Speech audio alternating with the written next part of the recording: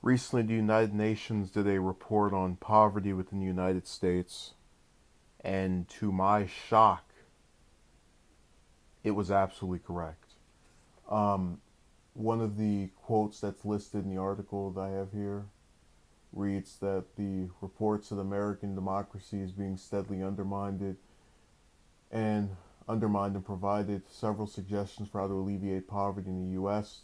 The recommendation said American citizens must realize taxes are in their interest and that the U.S. must recognize a right to health care. At the end of the day, however, particularly in a rich country like the United States, the persistence of extreme poverty is a political choice made by those in power. With political will, it could readily be eliminated. Every single word that I just read to you is absolutely correct. Uh, to regurgitate what I said earlier this minute, and it becomes very frustrating to live in a state of gridlock where the people who make it seem as if nothing can get done are so alike that they've gone out of their way to disguise their similarities and pretend to be the reverse. So for example, you had the tax bill um, and the Gina Haspel nomination going through, and those were both narrow votes. It was 40 something to 50 in the Senate, but the common theme was to notice how every time it seemed they just barely make it through. They always find just enough people to uh, push the envelope in favor of whatever their choice is. And what ends up happening is that voters who are not informed on the similarities of both parties when it comes to taking money from Wall Street and corporations and doing their bidding will look at that and say, oh, this Democrat who voted with these Republicans is different from the other members of his party and actually is impartial. So let me go and, support and vote for this person, not realizing that the donors of that individual sat them down and said, hey, screw the middle class, vote for this tax bill that gives over 80% of the benefits to the wealthy or the top 1%, where everybody else gets screwed. And the corporations that run these news stations, whether it's a CNN or a Fox, are not going to tell you the details relating to the various pieces of legislation that have served to curtail any economic advancement by the middle class in the last 20 years. So it was absolutely correct, but you know, um, I expected Haley's response to be negative, but there's a line in here that was really first of all, I was surprised she wrote it to Sanders of all people because he is one of the few that is not beholden to these donors. But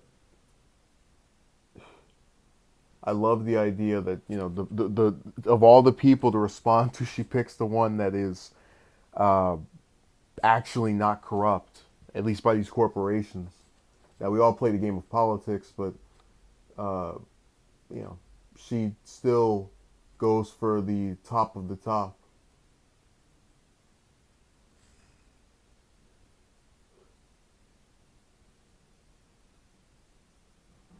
and she called the report misleading and politically motivated. Which, good luck getting an explanation of that.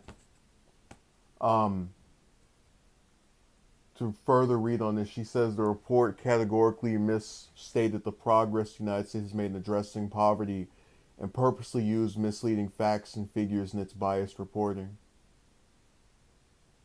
There is no question that poverty in America remains a serious concern, but it does no one any good in accurately describing its prevalence or its causes. Okay, so again, you're not getting any examples of what she's talking about. But go back to the line about misstating the progress the United States has made in addressing poverty. What Ask yourself, what progress has the United States made in addressing poverty?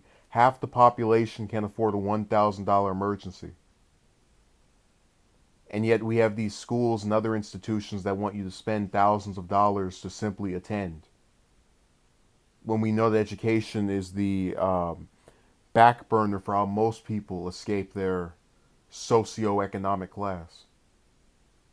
So it's all a pyramid scheme. And you have these politicians such as Haley, who is obviously bought out by these corporations that find themselves having to engage in these gaslighting remarks to trick people, because conservatives and even some liberals will read the comments she's making and will go, yeah, man, yeah, those the reason people are impoverished is because they won't pull themselves up by their bootstraps.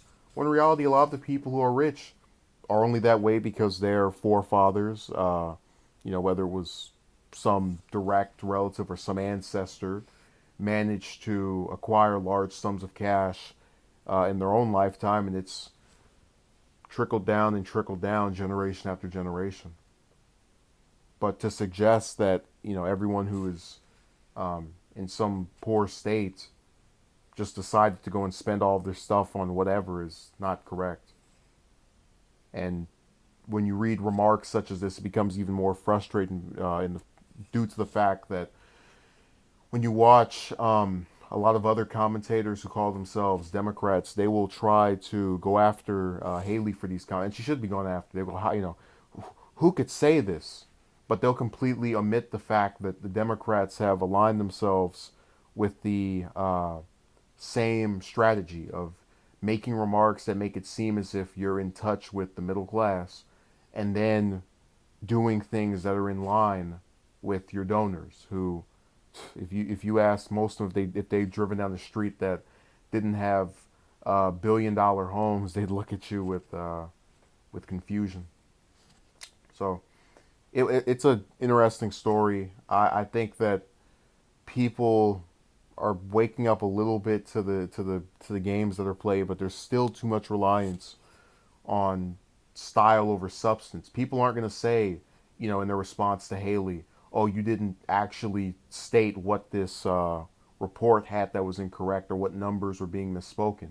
They're just going to say, oh, what a upstanding public servant who has, dedicated herself to a career in the limelight, and she's so strong, and oh, what a wonder and service to women everywhere. All that nonsense.